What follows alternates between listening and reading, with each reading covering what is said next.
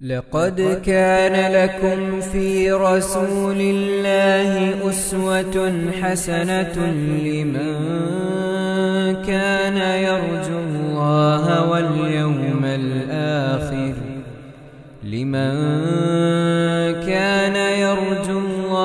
واليوم الآخر وذكر الله كثيرا. السلام عليكم ورحمة الله وبركاته. الحمد لله رب العالمين. اللهم صل على محمد وعلى آل محمد كما صليت على إبراهيم وعلى آل إبراهيم إنك حميد مجيد. أما بعد فاتقوا الله عباد الله. സ്നേഹമുള്ള സഹോദരി സഹോദരന്മാരെ, വിശ്വാസികളെ,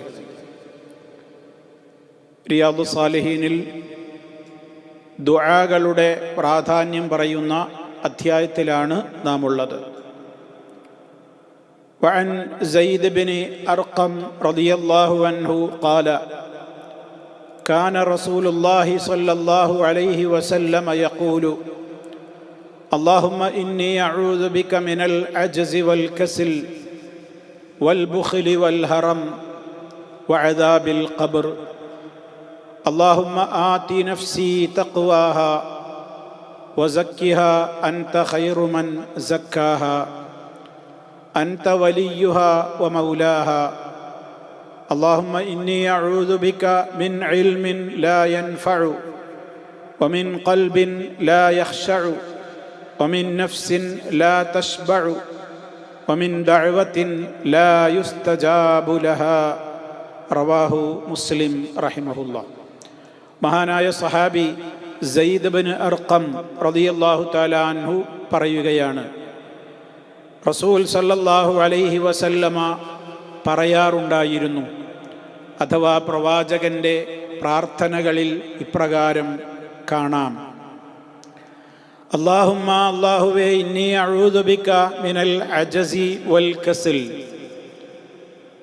ഞാൻ നിന്നോട് കാവൽ തേടുകയാണ് മിനൽ അജസി, അശക്തിയിൽ നിന്നും, വൽ കസലി, അലസതയിൽ നിന്നും, വൽ ബുഖ്ലി, പിശുക്കിൽ നിന്നും, വൽ ഹറമി, വാർദ്ധക്യത്തിൽ നിന്നും, വഅദാബിൽ ഖബ്രി, ഖബർ ശിക്ഷയിൽ നിന്നും.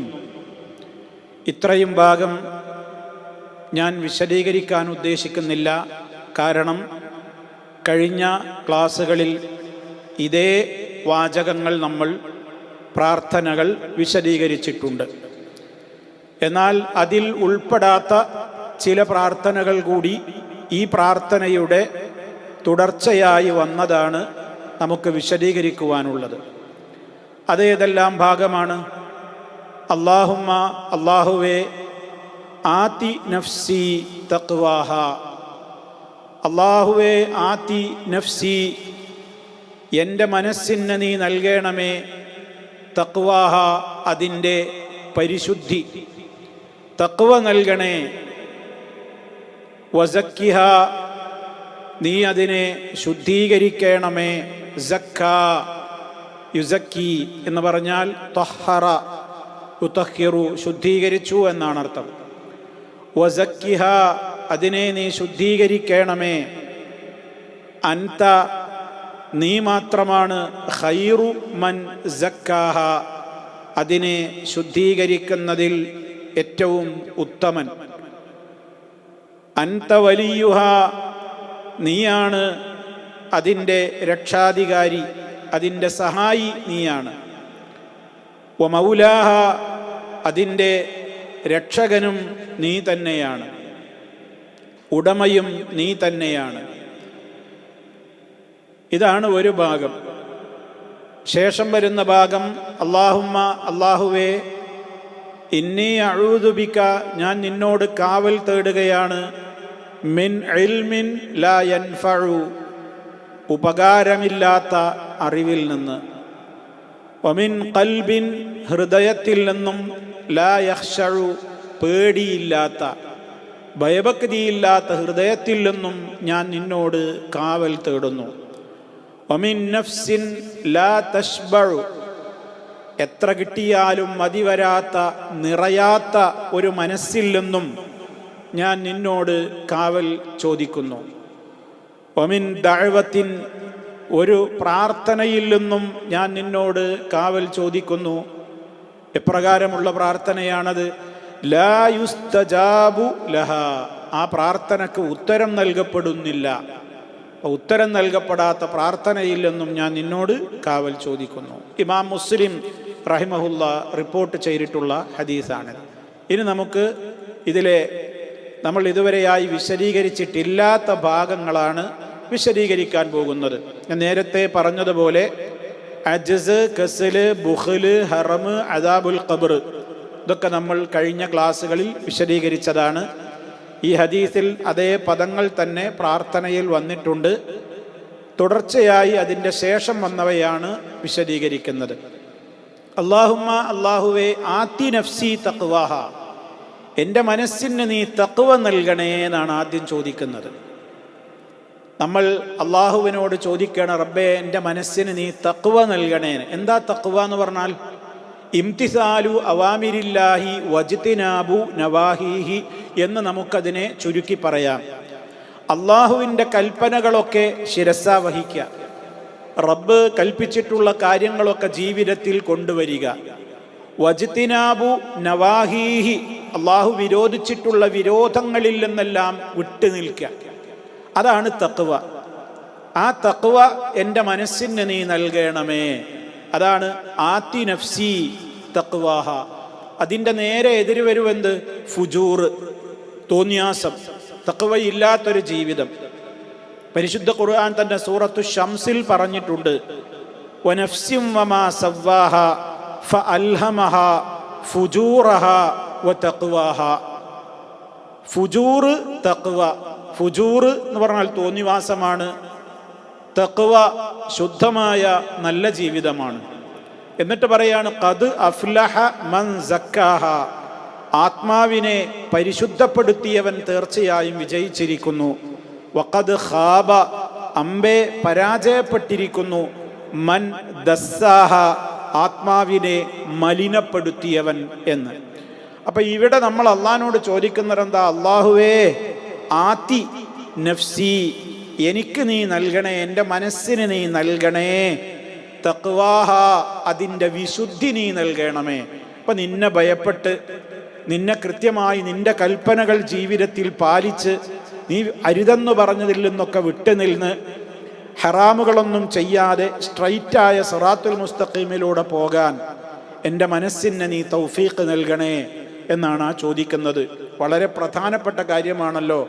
തഖ്വ ജീവിതത്തിൽ നിലനിന്നിട്ടില്ലെങ്കിൽ നമ്മൾ എന്ത് രൂപത്തിൽ ദുന്യാവിൽ നേടിയിട്ടും പ്രയോജനമില്ല. ലോകത്ത് അള്ളാഹുവിൻ്റെ റസൂൽ സല്ലല്ലാഹു അലൈഹി വസല്ലമ ജനങ്ങളോടെപ്പോഴും തഖ്വ കൊണ്ട് വസിയത്ത് ചെയ്യാറുണ്ടായിരുന്നു. റബ്ബിൻ്റെ ഖുർആനിൽ തന്നെ നമുക്ക് കാണാം, യാ അയ്യുഹല്ലദീന ആമനുത്തഖുല്ലാഹ ഹഖ്ക തുഖാതിഹി, നിങ്ങൾ അള്ളാഹുവിനെ സൂക്ഷിക്കേണ്ട മുറപ്രകാരം, തഖ്വ കൈക്കൊള്ളേണ്ട മുറപ്രകാരം നിങ്ങൾ തഖ്വയുള്ളവരാവുക.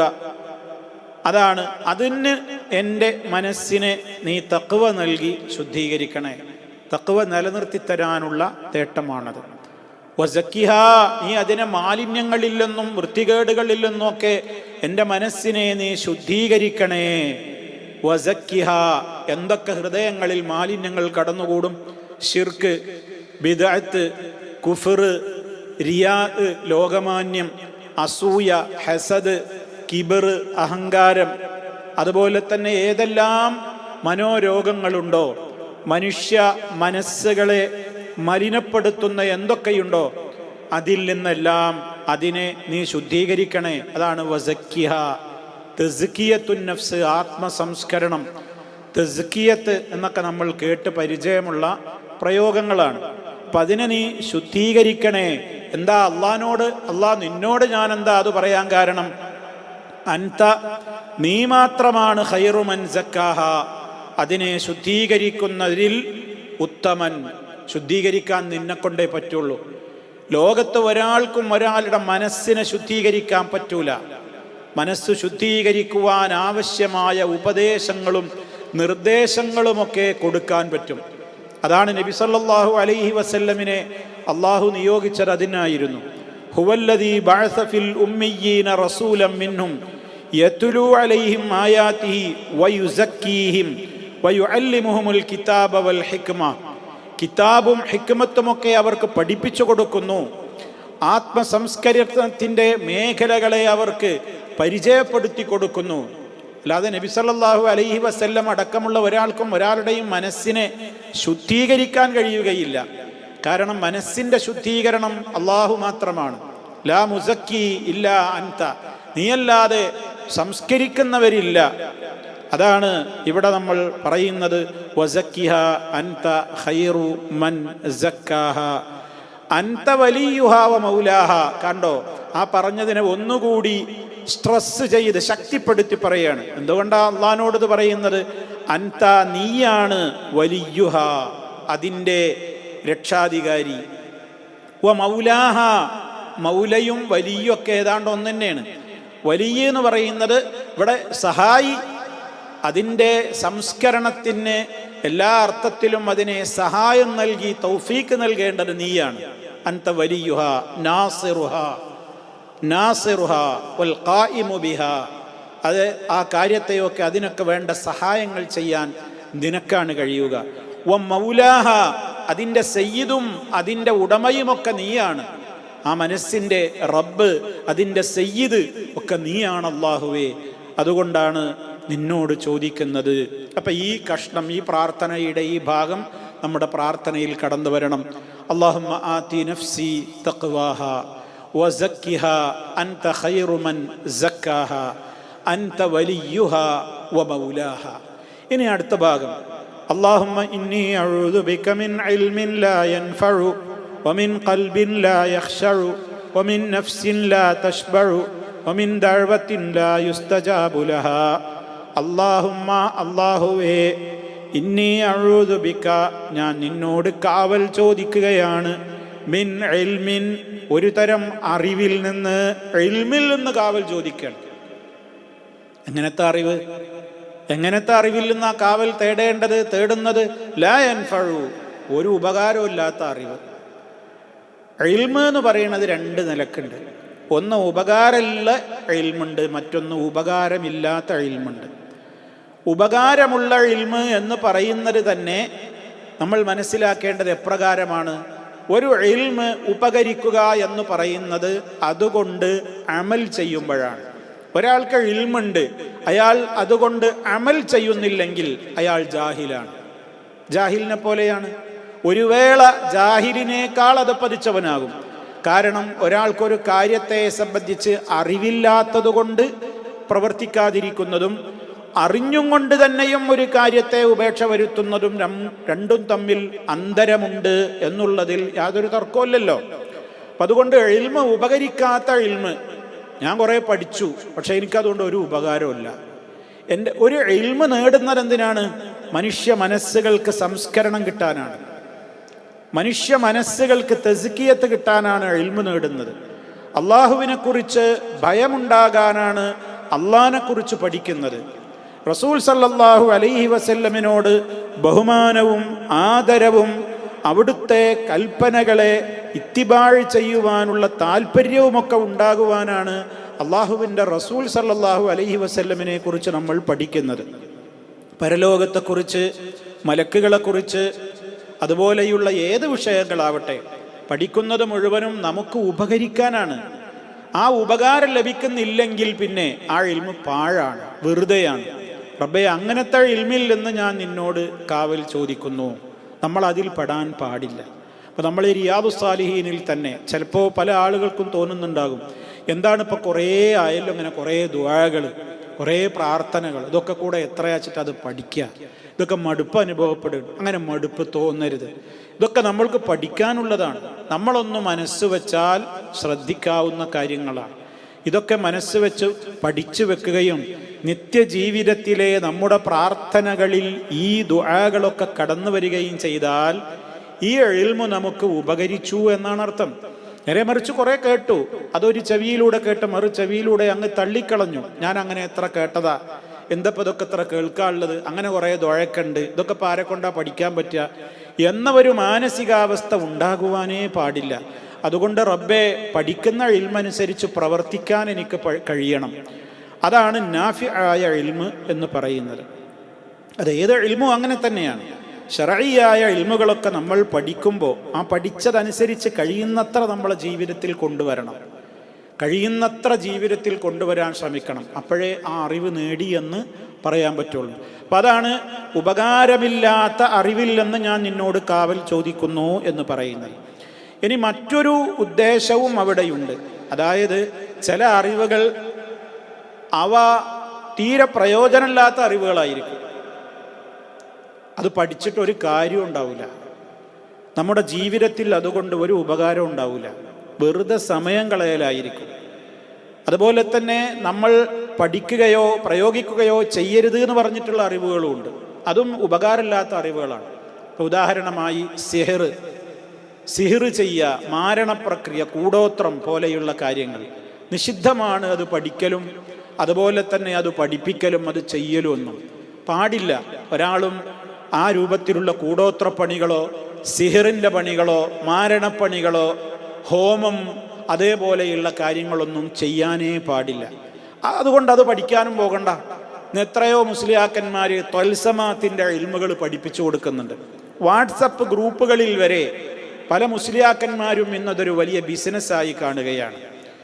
ഓരോ കാര്യങ്ങൾക്ക് തങ്ങളാണെന്ന് പറയുന്നവർ, ഇങ്ങനെ തങ്ങന്മാർ, അവർക്ക് തൽസമാത്തിൻ്റെ കുറേ പഴയ ജാഹിലിയത്തിൻ്റെ തനിച്ച യഹൂദികളിൽ നിന്ന് പാരമ്പര്യമായി ഷിയാക്കളിലേക്കും അവരിൽ നിന്ന് മറ്റുള്ള സൂഫികളിലേക്കുമൊക്കെ ലഭിച്ചിട്ടുള്ള ഇസ്മിൻ്റെ പണിക്കാർ, ത്വൽസമാത്തിൻ്റെ പണിക്കാർ, കോഴിമുട്ടയിൽ പണിയെടുക്കുന്നവർ, അതുപോലെ തന്നെ മറ്റു വസ്തുക്കളിലും ഇലകളിലുമൊക്കെ സിഹിറിൻ്റെ പണിയെടുക്കുന്ന ആളുകൾ, ഇങ്ങനെ പല വിധത്തിലുള്ള കൂടോത്ര പണികളും സിഹിറിൻ്റെ പണികളും ഒക്കെ ചെയ്യുന്ന ആളുകൾ അത് മറ്റുള്ളവർക്ക് പഠിപ്പിച്ചു കൊടുക്കുക. എന്നിട്ട് അതൊരു വരുമാന മാർഗമാക്കിയിട്ട് പാവപ്പെട്ട ആളുകളുടെ പ്രയാസങ്ങളെ ചൂഷണം ചെയ്യുക. അവരെന്തെങ്കിലും പ്രശ്നങ്ങൾ വന്നവരുടെ മുമ്പിൽ പറയുമ്പോൾ അത് നിങ്ങൾക്ക് അയൽവാസി കൂടോത്രം ചെയ്തിട്ടുണ്ട്, സിഹിർ ചെയ്തിട്ടുണ്ട്, അതുകൊണ്ട് മറു സിഹിർ ചെയ്യണം, സിഹിറിനെ ബാത്തിലാക്കാൻ വേണ്ടി നമുക്ക് ചില ക്രിയകളൊക്കെ ചെയ്യാനുണ്ട്, അതിന് കോഴി വേണം, കരിങ്കോഴി വേണം, കോഴിമുട്ട വേണം, വെള്ളരിക്ക വേണം, ഇരുമ്പാണികൾ വേണം, ചെമ്പുതകിട് വേണം, നൂലുകൾ വേണം. ഇങ്ങനെ വ്യത്യസ്തങ്ങളായ കാര്യങ്ങൾ ആവശ്യപ്പെട്ടുകൊണ്ട് ജനങ്ങളെ ചൂഷണം ചെയ്യുന്ന പിശാച്ചിൻ്റെ ആളുകൾ അവർ ഇത്തരത്തിലുള്ള ഇൽമുകൾ പഠിപ്പിച്ചു കൊടുക്കുന്നുണ്ട്. ഇത് ഉപകാരമില്ലാത്ത ഇൽമാണ്. നമുക്ക് പഠിക്കാനും പാടില്ല, പഠിപ്പിക്കാനും പാടില്ല, ചെയ്യാനും പാടില്ല. ഒരു ഉദാഹരണം പറഞ്ഞു എന്ന് മാത്രം. കലത്തിൽ മൺകലത്തിൽ ചെയ്യേണ്ട പ്രവർത്തനങ്ങൾ എന്ന് പറഞ്ഞിട്ട് കുറേ അങ്ങനത്തെ ഒഴിഞ്ഞു വാങ്ങൽ, ആ മൺകലത്തിൽ എന്തൊക്കെയോ പലതും ഒക്കെ എഴുതിയിട്ടിട്ട് അതുകൊണ്ട് ഇങ്ങനെ തലക്ക് ചുറ്റും ഇങ്ങനെ ഒഴിയുക, രോഗിയെ ഇങ്ങനെ തലക്ക് ചുറ്റും ഒഴിയുക, അതുപോലെ തന്നെ കോഴിയെ പിടിച്ചിട്ട് ഇങ്ങനെ ഈ രോഗിയുടെ തലക്ക് ചുറ്റും ഇങ്ങനെ ഒഴിയുക, ഓരോ എന്തൊക്കെയോ ചില കാര്യങ്ങൾ ഉരുവിട്ടുകൊണ്ട് ഇങ്ങനെയുള്ള പല രൂപത്തിലുള്ള ദുർമന്ത്രവാദങ്ങളും ചെയ്തുകൊണ്ടിരിക്കുന്ന ആളുകളും അത് പഠിപ്പിച്ചുകൊണ്ടിരിക്കുന്ന ആളുകളൊക്കെ ഉണ്ട്. അവർക്ക് പണി എന്നതാണ് ഇങ്ങനെ കടലാസിൽ ഇങ്ങനെ വരകളും കള്ളികളും അതുപോലെ തന്നെ അക്ഷരങ്ങളൊക്കെ എഴുതുക, അക്കങ്ങൾ എഴുതുക, എന്നിട്ട് അത് വീട്ടിൽ കൊണ്ടുപോയി അടുപ്പിൽ കുഴിച്ചിടാൻ പറയുക, ഉമ്മറപ്പടിയുടെ താഴെ കുഴിച്ചിടാൻ പറയുക, അതുപോലെ തന്നെ ഭാര്യാഭർത്താക്കളുടെ തലയിണക്കടിയിൽ വെക്കാൻ പറയുക, അവർ ഉറങ്ങുന്ന കട്ടിലിൻ്റെ അടിയിൽ കൊണ്ടുപോയി നിക്ഷേപിക്കാൻ പറയുക. ഇങ്ങനെയുള്ള ഒരുപാട് തെറ്റായ കാര്യങ്ങൾ സമൂഹത്തിലേക്ക് പകർന്നു കൊടുക്കുന്ന ആളുകളുണ്ട്. അതുപോലെ ഫിലോസഫി, ആവശ്യമില്ലാത്ത ചർച്ചകളും തർക്കങ്ങളുമൊക്കെ ആയിക്കൊണ്ട് നടക്കുന്ന ഗ്രീക്ക് ഫിലോസഫി പോലെയുള്ള ഒരുപാട് അനാവശ്യമായ ഇൽമുകൾ, അതേപോലെയുള്ള ചർച്ചകൾ, ഇതൊക്കെ മനുഷ്യനൊരു ഉപകാരവും ചെയ്യാത്ത അറിവുകളാണ്. അത്തരത്തിലുള്ള അറിവുകൾ നക്ഷത്ര ശാസ്ത്രം എന്ന പേരിൽ മനുഷ്യരുടെ നാള് നോക്കുന്ന, അവൻ ജനിച്ച തീയതി നോക്കിയിട്ട് സമയം നോക്കിയിട്ട് നക്ഷത്രവാരഫലം അനുസംബന്ധമായിട്ട് പഠിപ്പിക്കുന്ന മറ്റു സമുദായത്തിലെ ആളുകളുണ്ട്. അതിന് അറബിയിൽ പേര് കൊടുത്തുകൊണ്ട് ഇൽമുൻ നുജൂം എന്ന് പറഞ്ഞു, നുജൂമിൻ്റെ കണക്ക്, നക്ഷത്രങ്ങളുടെ കണക്ക് എന്ന് പറഞ്ഞിട്ട് ഒരാൾ ജനിച്ചത് ഇന്ന നക്ഷത്രത്തിലാണെങ്കിൽ അയാൾ മഹാഭാഗ്യവാനാണ്, അല്ലെങ്കിൽ ഇന്ന നക്ഷത്രത്തിലാണ് അയാൾ പിറന്നതെങ്കിൽ അയാൾ ദുഷ്ടനായി പോകും, അപകടങ്ങൾ സംഭവിക്കും തുടങ്ങിയുള്ള ഒട്ടേറെ പൈശാചികമായ കാര്യങ്ങൾ സമൂഹത്തിന് പകർന്നു കൊടുക്കുന്ന ഒരുപാട് മുസ്ലിയാക്കന്മാർ തന്നെയുണ്ട്. സൂക്ഷിക്കണം. റബ്ബേ, അത്തരത്തിൽ ഉപകാരമില്ലാത്ത ഒരറിവില്ലെന്നും എല്ലാ അറിവില്ലെന്നും ഞാൻ നിന്നോട് കാവൽ ചോദിക്കുകയാണ്. അതുപോലെ തന്നെ ഇന്ന് ഈ സോഷ്യൽ മീഡിയ ഒക്കെ ഉപയോഗിക്കുമ്പോൾ നമുക്ക് കേട്ടാലോ വായിച്ചാലോ ഒരു മൻഫഅത്തും നമ്മുടെ ദീനിലോ ദുന്യാവിലോ ലഭിക്കാത്തവ കേൾക്കാനോ വായിച്ച് സമയം കളയാനോ പോകരുത്. റബ്ബേ, അങ്ങനെ ഞാനൊരു ഇൽമു നേടിയാൽ ഒന്നുകിൽ എനിക്ക് അതുകൊണ്ട് അള്ളാഹു അനുവദിച്ച വിധത്തിൽ എനിക്ക് ദുന്യാവിൽ ഉപകാരം കിട്ടണം, അല്ലെങ്കിൽ എനിക്ക് എൻ്റെ ദീനിന് ഉപകാരം കിട്ടണം. അതൊന്നും കിട്ടാത്ത ഇൽമ് സമയം കളയരുത്. അല്ലാഹുമ്മ ഇന്നി അഊദു ബിക മിൻ ഇൽമിൻ ലാ യൻഫഉ. കേട്ടോ, അതൊക്കെ നമ്മളെ മനസ്സിൽ വരണം. ഉപകരിക്കാത്ത അറിവില്ലെന്ന് നിന്നോട് ഞാൻ കാവൽ ചോദിക്കുന്നു. ഇനി ചോദിക്കുന്നത് എന്താ? വമിൻ ഖൽബിൻ ലാ യഖ്ശഉ. ഒരു ഹൃദയത്തിൽ നിന്നും ഞാൻ നിന്നോട് കാവൽ ചോദിക്കുകയാണ്. എങ്ങനത്തെ ഹൃദയമാണത്? ലാ യഖ്ശഉ, പേടിയില്ല, ഭയഭക്തിയില്ലാത്ത, ഖുശൂഇല്ലാത്ത ഖൽബ്. അള്ളാഹിനോട് കാവൽ ചോദിക്കേണ്ട ഒരു വലിയ വിഷയമല്ലേ? നമ്മളൊക്കെ എത്രത്തോളം ആലോചിച്ച് നോക്കൂ. നമ്മളെക്കുറിച്ച് ഓരോരുത്തരെ കുറിച്ചും നമ്മൾ ആലോചിക്കുക. നമ്മളെ ഖൽബിൽ അള്ളാഹിനെക്കുറിച്ചുള്ളൊരു ഖുശൂ ഉണ്ടോ? എന്താ ഈ അള്ളാഹിനെക്കുറിച്ച് പേടിയില്ലാത്ത ഖൽബ് എന്ന് പറഞ്ഞാൽ എന്താ? പേടിയില്ലാത്തൊരു ഖൽബ്. എന്ത് കേട്ടാലും നമുക്ക് ഒരേപോലെയാണ്. നമുക്ക് ഖുർആനിലെ ആയത്ത് കേട്ടാലും ഹദീസ് കേട്ടാലും ഒരു വിഷയത്തിലുള്ള നിയമങ്ങൾ കേട്ടാലും ഒക്കെ നമ്മുടെ മനസ്സിൽ ഒരേപോലെയാണെങ്കിൽ, ഒരു പേടിയും തോന്നുന്നില്ലെങ്കിൽ അതൊരു വലിയ അപകടമാണ്. അള്ളാഹുവിനോട് കാവൽ ചോദിക്കേണ്ട വലിയൊരു അപകടമാണത്. കാരണം മുഅ്മിനാവണമെങ്കിൽ തന്നെ അത് ഉണ്ടാവണം എന്നാണല്ലോ അള്ളാഹ് പറയണത്. ഇന്നമൽ മുഅ്മിനൂനല്ലദീന ഇദാ ദുകിറല്ലാഹു വജിലത് ഖുലൂബുഹും വഇദാ തുലിയത് അലൈഹിം ആയാതുഹു സാദതുഹും ഈമാനാ. സൂറത്തുൽ അൻഫാലിന്റെ തുടക്കത്തിൽ അള്ളാഹു ആരാ മുഅ്മിനീങ്ങൾ എന്ന് പറയുന്നുണ്ട്. വളരെ ഗൗരവല്ലേ അത്? മുഅ്മിനീങ്ങൾ ആര് മാത്രമാണ്? ഒന്നാമത് തന്നെ പറയുന്നത് എന്താ? നമ്മൾ ശരിക്കും ശ്രദ്ധിക്കണം. ഇദാ ദുകിറല്ലാഹ്, അള്ളാനെ പറയപ്പെട്ടാൽ വജിലത്ത് ഖുലൂബുഹും, അവരുടെ ഹൃദയങ്ങൾ പേടിച്ചു നടുങ്ങും. ഒരു തെറ്റായ കാര്യത്തിന് നമ്മൾ ഒരുങ്ങുമ്പോൾ നമ്മുടെ സ്വന്തം മനസ്സിലോ അല്ലെങ്കിൽ മറ്റൊരാളുടെ വാക്കിനാലോ ഞാൻ അള്ളാനെ പേടിക്കണില്ലേ എന്ന് പറയപ്പെട്ടാൽ അയാളുടെ മനസ്സിനൊരു പേടി തോന്നുന്നുണ്ടെങ്കിൽ അയാൾക്ക് ഈമാനുണ്ട്. അതേപോലെ വൈദാ തുലിയത്ത് അലൈഹിം ആയാതുഹു, അവർക്ക് അള്ളാഹുവിൻ്റെ ആയത്തുകൾ പാരായണം ചെയ്ത് കേൾപ്പിക്കപ്പെട്ടാൽ സാദത്തുഹും ഈമാന, അതവർക്ക് ഈമാനിനെ വർദ്ധിപ്പിക്കും. ഖുർആൻ കേട്ടാൽ അവർക്ക് ഈമാൻ കൂടും. അങ്ങനത്തെ ഒരവസ്ഥ നമുക്കുണ്ടോ? നരകത്തെക്കുറിച്ച് കേൾക്കുമ്പോൾ നമുക്ക് പേടി തോന്നുന്നുണ്ടോ? നരകത്തെക്കുറിച്ച് കേൾക്കുമ്പോൾ നമ്മുടെ മനസ്സ് വല്ലാതെ പേടിച്ചിട്ട് അല്ലാഹ് എന്നെ അതിൽ നിന്ന് രക്ഷിക്കണേന്ന് നമ്മൾ പറയാറുണ്ടോ? അപ്പം റബ്ബിൻ്റെ നിയമങ്ങൾ കേൾക്കുമ്പോഴും റബ്ബിൻ്റെ ഇസ്ലാമികമായ തത്വങ്ങൾ കേൾക്കുമ്പോഴുമൊക്കെ ഒരു പേടി തോന്നുന്നൊരു മനസ്സായിരിക്കണം നമ്മുടേത്. നിസ്കാരവും അങ്ങനെയാണെങ്കിലല്ലേ വിജയിക്കൂ. ഖദ് അഫ്ലഹൽ മുഅ്മിനൂന, തീർച്ചയായും മുഅ്മിനീങ്ങൾ വിജയിച്ചിരിക്കുന്നു. ഒന്നാമത്തെ ഗുണമെന്താ? അല്ലദീനഹും ഫീ സ്വലാത്തിഹിം ഖാശിഊൻ, അവർ അവരുടെ നമസ്കാരത്തിൽ ഭയഭക്തിയുള്ളവരാണ്. അപ്പം എത്ര കേട്ടാലും എത്ര അറിഞ്ഞാലും ഒരു പേടിയെന്ന് പറയുന്നത് വരുന്നില്ല, ഒരു തുള്ളി കണ്ണുനീര് വരുന്നില്ല, മനസ്സിന് യാതൊരു പേടിയും തോന്നുന്നില്ല. ഇത് ഖൽബിൻ്റെ ഒരു വലിയ അപകടമാണ്. ഇത് ഖൽബിൻ്റെ കസാവത്താണ്. എന്താ ഈ കസ്വത്തുൽ ഖൽബ് എന്ന് പറഞ്ഞാൽ ഹൃദയത്തിൻ്റെ കടുത്തുറച്ചു പോകുക. ഹൃദയം കടുത്തുറച്ചു പോയാലാണ് ഈ ഒരവസ്ഥ വരിക. പിന്നെ അതിലേക്ക് യാതൊരു ചലനവും ഉണ്ടാവില്ല. കരിങ്കല്ലിനേക്കാൾ കടുപ്പമുള്ളത് എന്ന് പറയുന്നില്ലേ? വിശുദ്ധ ഖുർആൻ തന്നെ പറഞ്ഞില്ലേ, കല്ലുകളിൽ പോലും ചില കല്ലുകളുടെ ഉള്ളിൽ നിന്ന് വെള്ളം പൊട്ടി ഒലിക്കാറുണ്ട് എന്ന് ഖുർആൻ പറയുന്നുണ്ട്. വഇന്ന മിനൽ ഹിജാറതി ലമാ യതഫജ്ജറു മിൻഹുൽ അൻഹാർ, وإن منها لما يشقق فيخرج منه الماء وإن منها لما يهبط من خشية الله وإن من ചില പിന്നെ കല്ലുകളുണ്ട്, ആ കല്ലുകൾ പൊട്ടിയിട്ട് അതിൽ നിന്ന് വെള്ളം പുറത്തേക്ക് വരുന്നുണ്ട്. ചില കല്ലുകളുടെ ഉള്ളിൽ നിന്ന് വെള്ളം പുറത്തേക്ക് വരും. ചില കല്ലുകൾ മുകളിൽ നിന്ന് താഴോട്ട് പടച്ചോനെ പേടിച്ചിട്ട് ഉരുണ്ട് വീഴുന്നുണ്ട്. ഇതൊക്കെ അള്ളാഹ് പറയണത്. കല്ല് അള്ളാനെ ഭയപ്പെട്ടിട്ട് താഴേക്ക് ഉരുണ്ട് വീഴുന്നുണ്ട്. അപ്പൊ അതൊക്കെ മനസ്സിലാക്കി തരുന്ന കല്ലുകളിൽ പോലുമുണ്ട് ആ ഒരു ഭക്തി.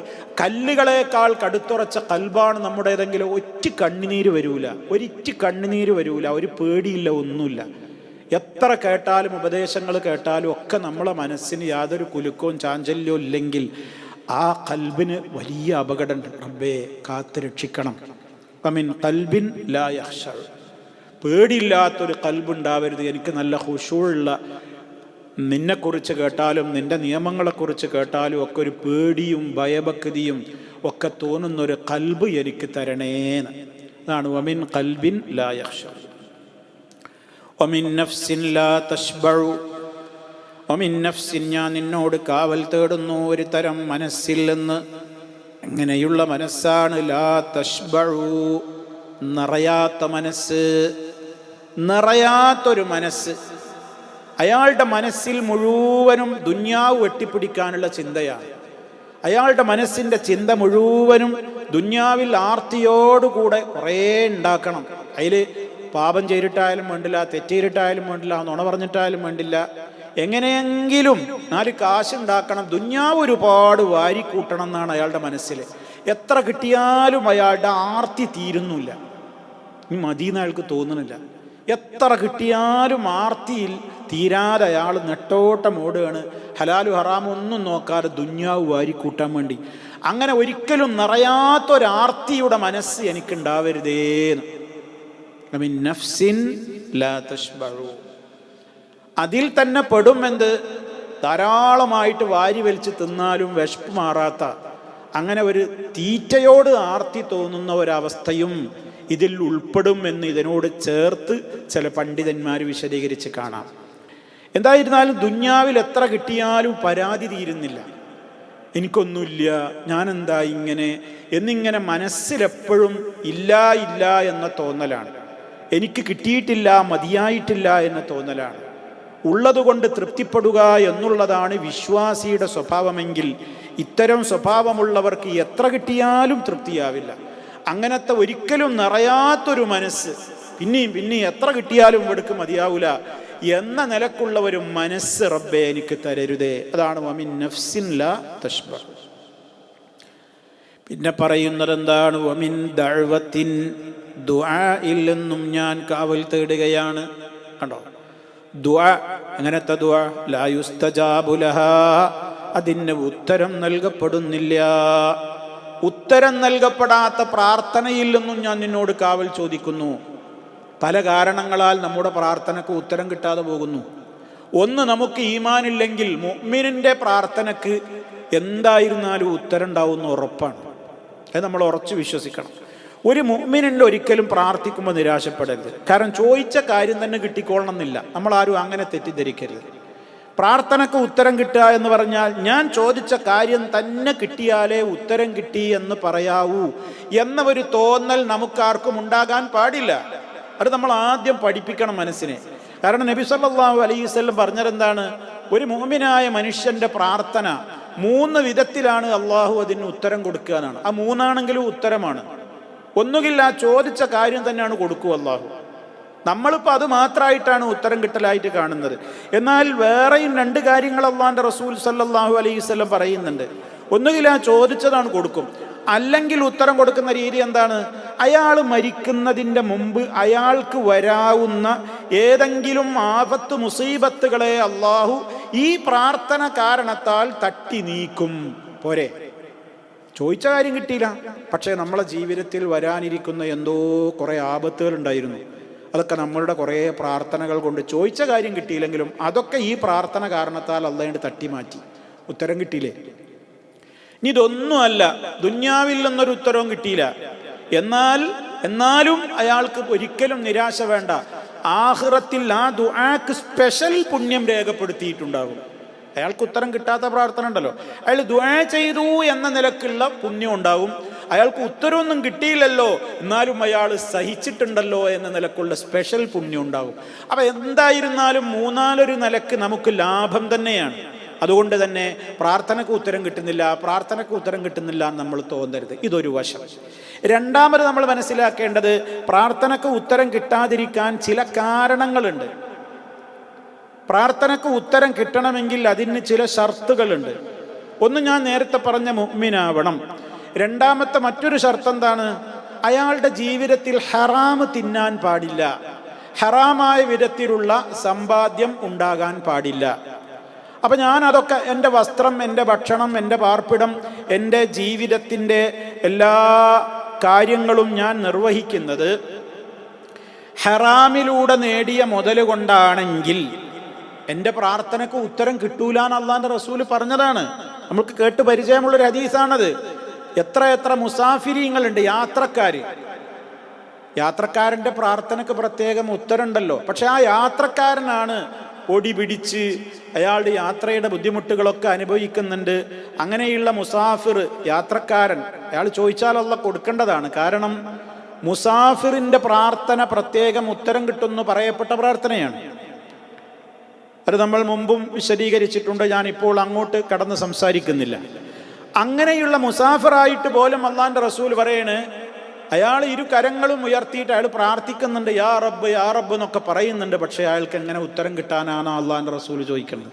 എന്താ കാരണം? അയാളുടെ ഭക്ഷണം, വസ്ത്രം, പാർപ്പിടം, ജീവിത വ്യവഹാരങ്ങളൊക്കെ ഹറാമിലൂടെയാണ്.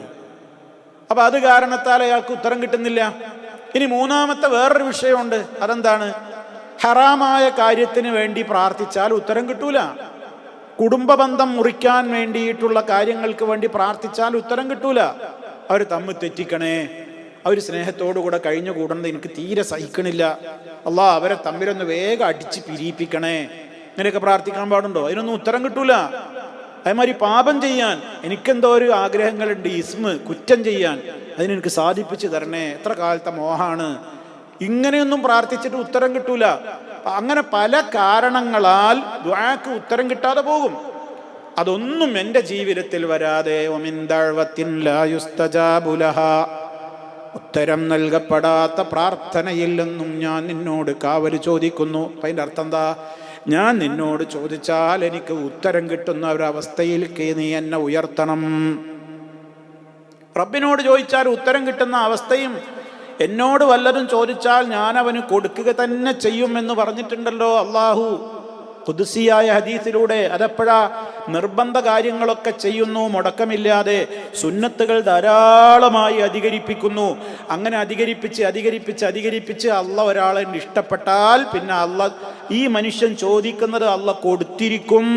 ഈ മനുഷ്യൻ എന്തിൽ നിന്നെങ്കിലും കാവൽ തേടിയാൽ അള്ളാഹു കാവൽ നൽകും എന്ന് അള്ളാഹു തന്നെ അറിയിച്ചതായി നബി സല്ലല്ലാഹു അലൈഹി വസല്ലം പറഞ്ഞിട്ടുണ്ട്. ആ അവസ്ഥകളിലേക്കൊക്കെ ഉയരാനാണ് ഈ പ്രാർത്ഥന.